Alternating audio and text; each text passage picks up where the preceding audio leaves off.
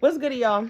So now that James is finally out of my life, like, I'm not going to front. Like, I'm not one of those people that need a whole bunch of time to heal and whatnot after relationships. We weren't even together that long. So, I mean, I'm not like hurt or broken up about it. You know what I mean? He did play me, he did use me, and I was stupid. But, another mistake made is another lesson learned. So I'm not going to beat myself up about it. I'm just going to be happy and rejoice in the fact that I wisened up and yeah, I cut him loose. Like I said, within 72 hours of being officially off probation, this dude was using MDMA, which is ecstasy. He was smoking weed, which I don't really have a big issue with, but um oh, he was also drinking. Again, I don't have an issue with those things. Weed, alcohol, I don't really have an issue with those two. But for somebody who was a meth addict and somebody who got addicted to it after using a whole bunch of other different type of drugs, cocaine, heroin, crystal meth, all that stuff, it just really, and then for him to go back to MDMA, weed, alcohol within like 72 hours of being on probation, I'm like, bro, this dude he's a druggie. He's a druggie. I give it about 3 months before he's back to doing meth. Like, I don't want to deal with that mess. Like, honestly, that's not my type of life. I don't want nothing to do with that mess. Those are the type of drugs that will have you out here prostituting and selling your ass for another hit, even as a man. Those are the type of drugs that will have you steal from your own family and pawn their stuff so you can get a couple bucks to go get high. That's going way, way, way too far. If it affects you on a daily basis to the point where you would do something to that level to get money just to get more, that's a problem. And then for the simple fact that he had been sober, for the past 4 months where he had been in jail, and then he had gotten out in like July of last year, and then had still continued to be sober up to January of this year, and now you just get on probation, and within the same week you're doing all these type of drugs. I'm telling you, I would bet my life on it. He's used meth at this point because he just couldn't wait. But anyway, I don't want to spend too much time talking about him. That's not what this video is about. He's done. I'm good. Like, you're really good when you've had a breakup with somebody and you wake up one day and you feel good. You know what I mean? You start singing and you feeling hopeful and you want to see what else is out there. And it's just like, you know what? You are going down the wrong path. You're about to destroy your life. But yeah, that shit ain't gonna have nothing to do with me, baby. You ain't about to have police raiding my house. You are not about to have your probation officer or your new parole officer, because he will be back in jail eventually. He will. He spent his entire 20s being in and out of jail and getting arrested and all that shit.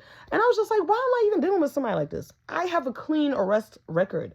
I had to get fingerprinted and all that stuff for the career that I have. And being convicted of a felony or a misdemeanor, and I could lose my license. I have to actually report that to the labor license division, something like that. I have to report that. So I'm just like, you know what? When I really thought about it, and I'm just like, I had to compare, what does he bring to my life versus what I stand to lose by dealing with him? And I was just like, yeah, it's a no-brainer. Boop, you're gone. You're done. Anyway, so I'm talking to this new guy and his name is Taylor. And the weird thing is, he actually kind of looks like James. He's got the long shoulder length, curly, dark hair. He's white again. And, like, I'm just kind of keeping on that tip for right now. I'm not ready to go back to black men. I had experienced so much hurt, pain, sorrow, despair, depression, sadness, confusion, lies, so many lonely nights with black men. I remember there was this one night when I was dating Darrell, who obviously is black, and this was like the old place that I was living at.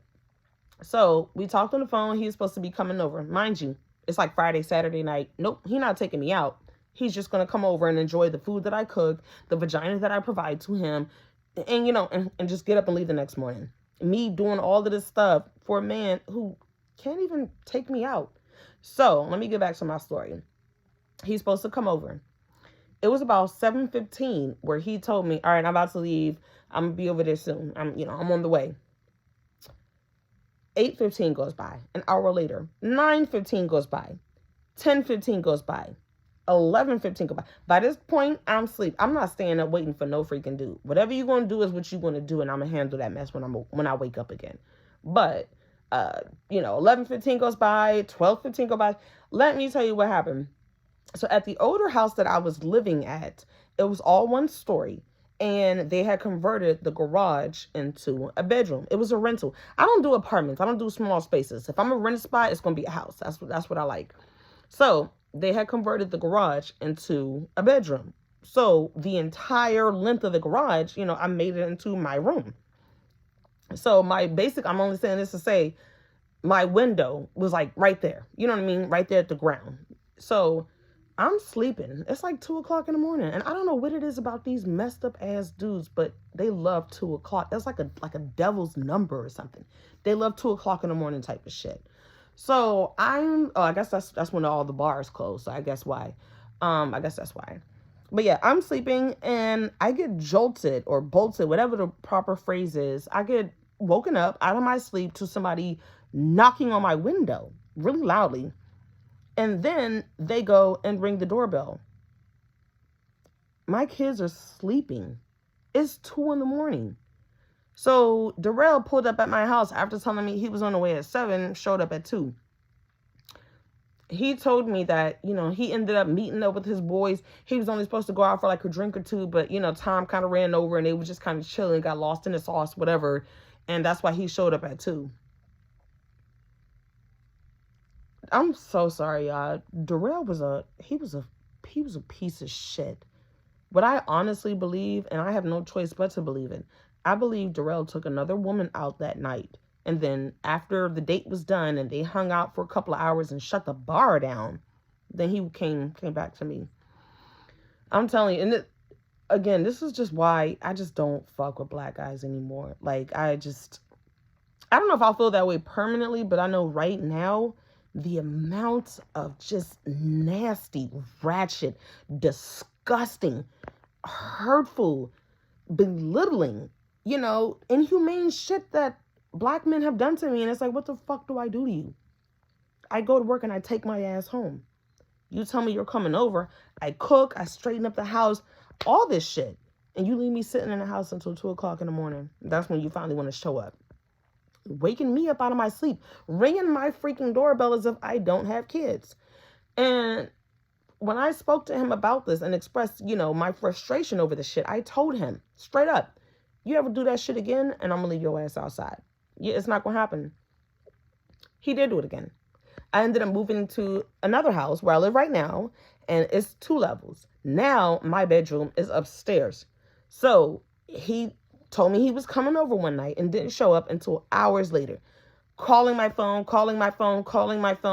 And yeah, I did end up waking up. And I could hear him ringing the doorbell and this, that, and the other. And I'm just thinking, it better not wake my kids up. And even if it do, I'm going to let them know, don't worry about it. Go back to sleep. Everything is okay. Mommy's awake. I will handle things. Don't worry about it. But I knew, no, I'm not going to go and open my door. I'm not going to answer my door. Because you already did it once and I already told you if you do it again, you're not coming in my home. You need to take your ass back to wherever the fuck you came from. Go lay up with this woman, or you need to go home. I don't care what you do, but you ain't got to go home, but you got to get the hell up out of here, basically, type of thing. He did that. So that's just another reason, him plus my dad, my father, my dad, whatever it is, being in and out of my life. And just both of my kids' fathers are black. And I'm raising 2 kids by myself. One of them live in Brooklyn. He done got remarried. Around the time when he was about to marry his wife or whatever, he started wanting to call more and be more active in our child's life. But then I kind of I don't even know how I knew, but I felt it. I sensed that it's not just me and him on the phone. He was talking to me on speaker and his fiance or whatever was sitting right there. I don't like that. I don't know her.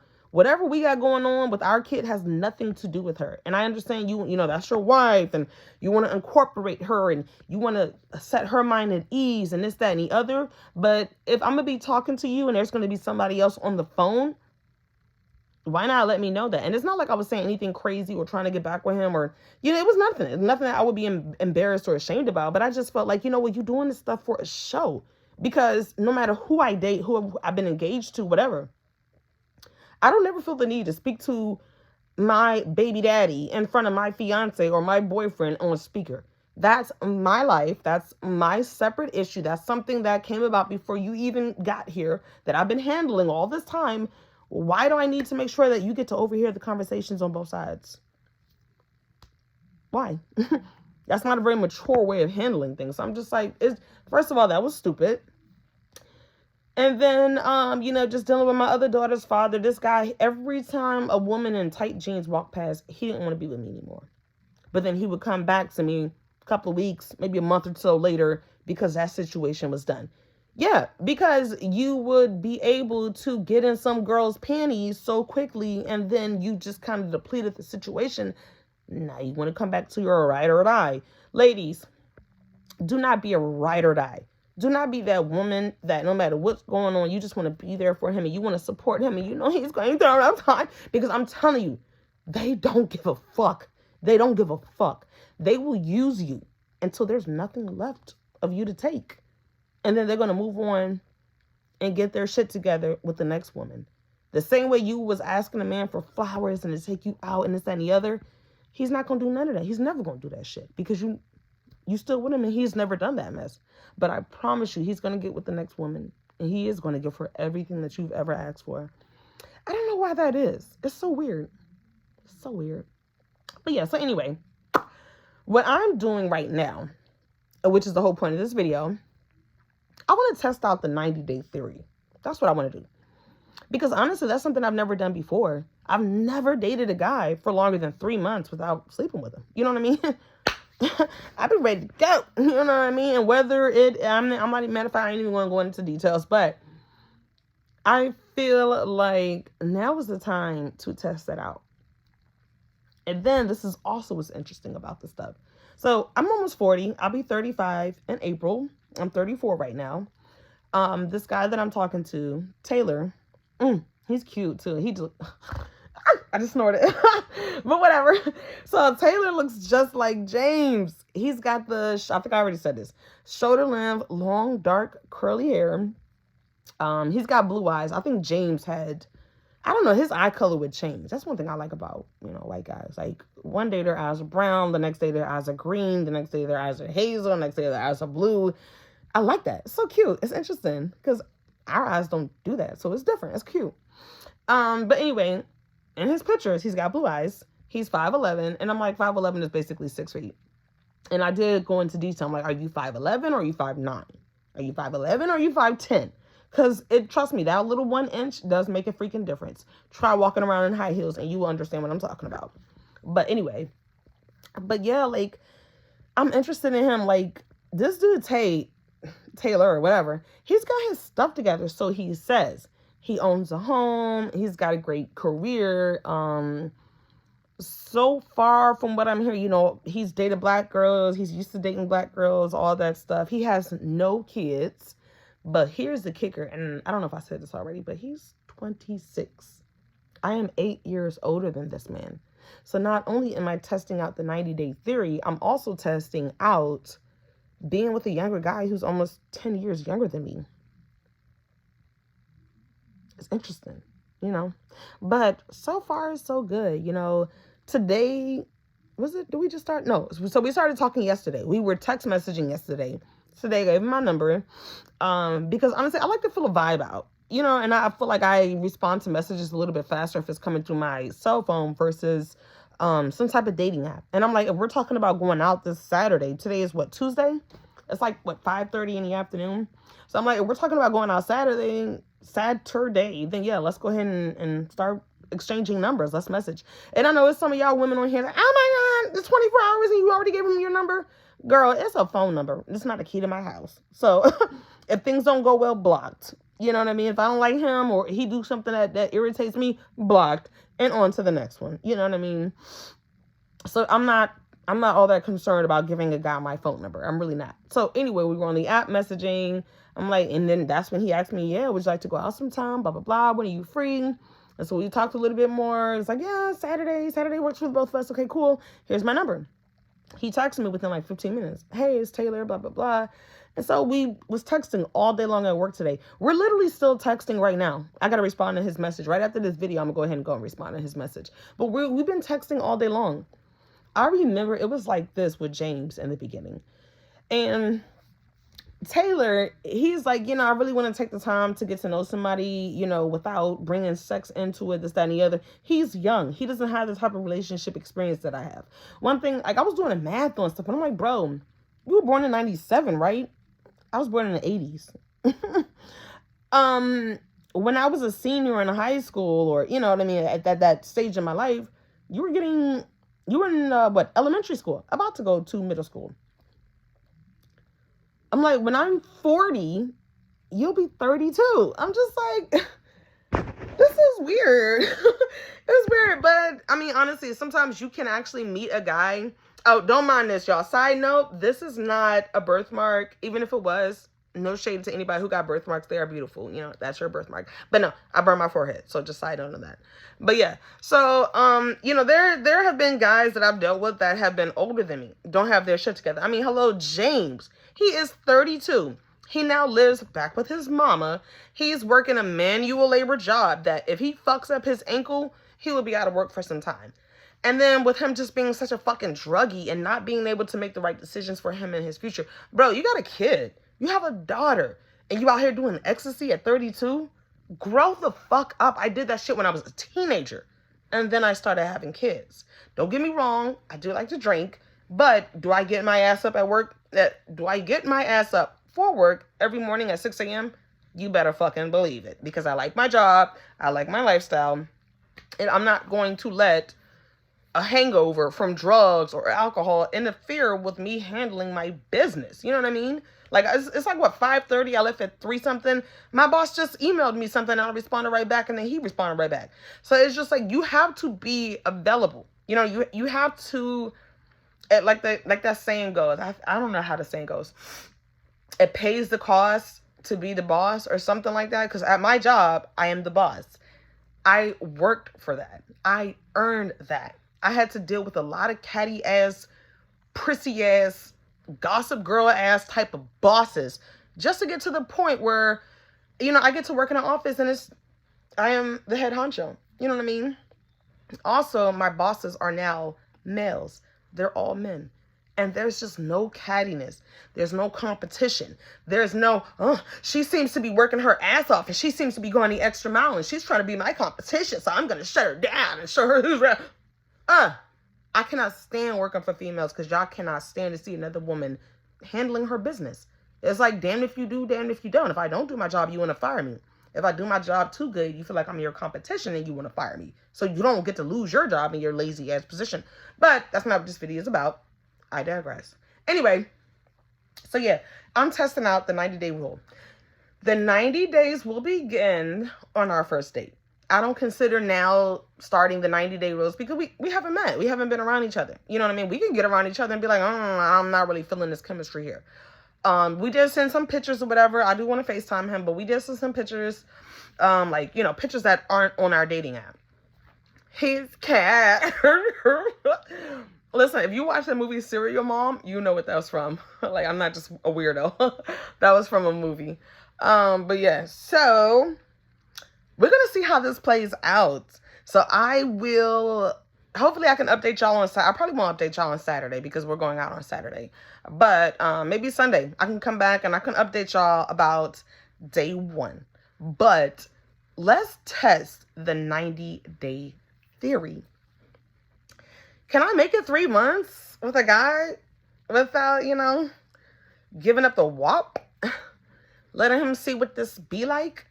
Letting him see why I've been told it's the best I ever had or that it's dynamite? Because, listen, I don't want to toot my own horn, but y'all, that is where I come alive.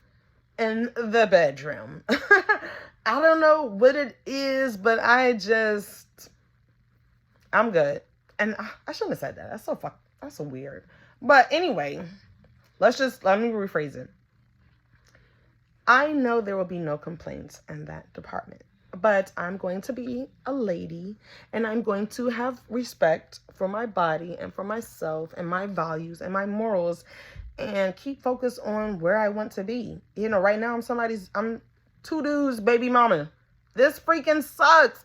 I let these dudes make me into a baby mama when I want to be a wife. I don't want to be out here dating. I don't want to be fucking around with y'all dudes, because y'all fucking suck. Dead ass. Y'all all freaking suck. And it's 2024. It has done nothing but gotten worse. And let me not say y'all suck, because I may have some male subscribers. So I apologize. I don't want to say y'all suck. But my personal experience in dating has been, what's the best word I should use? Honestly, it's been painful. It's been painful because it's like I want nothing more than a fantastic, supportive, healthy, loyal, committed, prosperous. Is that the right word? Prosperous. I think that's the right word. That type of relationship, and I just keep getting stuck with bullshit. Now, don't get me wrong. Dwayne was great. And if there is any woman that lives in South Carolina like deadass,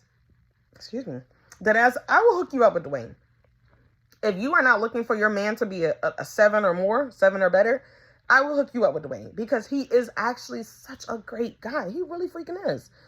But yeah, the titties and, you know, the receding hairline and that big old gap. I'm sorry. And I don't want to sound superficial, but it's very, very hard to be in a relationship with somebody that you don't find all that physically attractive. He did have his moments, but for the most part, especially when he was, oh my God, he snores terribly. I don't think I ever mentioned that. Man, it will be times where he will be snoring and I just look over at him and I was filled with disgust. Despite him being able to do so much for me and doing all that he does for me, I was like, bro, this ain't it. This is not it. And sometimes I'm so mad at myself for not being able to feel those feelings that I could have and should have been able to feel for him. But, you know, like, as they say, you can't fake the funk. If somebody is not the one for you, you can't fake the funk. Oh, and in my last video, I had said, so this is where I wanted to circle back. So in my last video, I had said something about how this month marks the 3 months of me and James dating or whatever. He was acting up. So that's another reason why I want to test out that 90, oh my God, can I talk right? This is another reason why I want to test out the 90-day theory, because it was also at Dwayne and I's 90-day mark where we had went out of town to Myrtle Beach, and we had gotten into an argument, and he was just acting like a bitch. He really was acting like a freaking bitch. You know what I mean? And I just realized, and I'm telling you, y'all comment below if you know what I'm talking about. At that 90-day mark, the representative is gone, and you really see somebody for who they truly are. So I am so curious to see how things are after 90 days with this guy. And honestly, we might not even get that far. But even if we don't get that far to 90 days, it's not another guy that I've freaking slept with and without really getting to know him truly. So join me on this journey. This is going to be interesting. If you're not subscribed, subscribe, because I will be giving y'all updates. I'm starting to get better at updating and you know, posting more videos more frequently. Join me on my dating journey, man. Like, let's hope Taylor is the one. Even though he's only 26 and I'm 34, could it work out with such a young guy? It's like a double-edged sword. I can understand if he was like 34, 32, 33. Okay. James and Dwayne are 32. I can understand if he was around my age, but we are adding and dating a younger man, almost 10 years younger, and we're throwing in the whole 90-day theory. Isn't that what Steve Harvey was talking about? So let's test it out.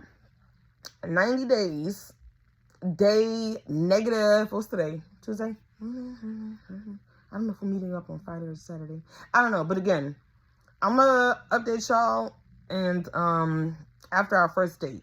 Let's see how that goes. And then I'll know whether or not we're going to do the whole 90-day experiment. That's definitely something that I want to do. And I really cannot wait to get into it and share the experience with y'all. Let y'all know if it's truly worth Well, that's no way to know if it's truly worth waiting 90 days. Because I'm telling you, we could freaking date for like... Oh, God, life is so confusing, man. I wish I had a manual. I really wish I had a manual. I mean, I'm telling you, sometimes life is so freaking confusing. I don't even know what to say about it. But anyway, on my end, I want to see what it's like to date a guy for 3 months without sleeping with him and to get dick blinded. You know what I mean? You be trying to see, but the dick is all in your eyes. You know what I mean? It's almost like a pair of sunglasses just sitting on your forehead. You know what I mean? So let's see how this goes. Let's see how the first date goes. And if I even want to do a 90-day trial with him. We're going to do that. So I'm going to be back to update y'all. And hopefully I'm going to have some good news of the first date and how that shit went. And I'm going to try to see if I can do like a secret video. Kind of record some shit. So y'all can kind of get a backstory. And yo, I've asked so many times. And I even was Googling the other day. If anybody knows how to put photos in these videos, please let me know. Because I be wanting y'all to see these dudes that I'm talking about. You have got, trust me. Y'all would be so much more interested in the shit that I be talking about if you could see these dudes. So please, if you know, let me know. Thank you. But yeah, I think that's all. That's it for now. Y'all be safe. Be safe out here for real. Because this shit is crazy. I'm 34 and I'm still on some dating hiatus. And my mom, I think my mom is like in her late 50s or early 60s. She's still on a dating hiatus. Like, my grandmother said, fuck it. She gave up a long time ago. She's single.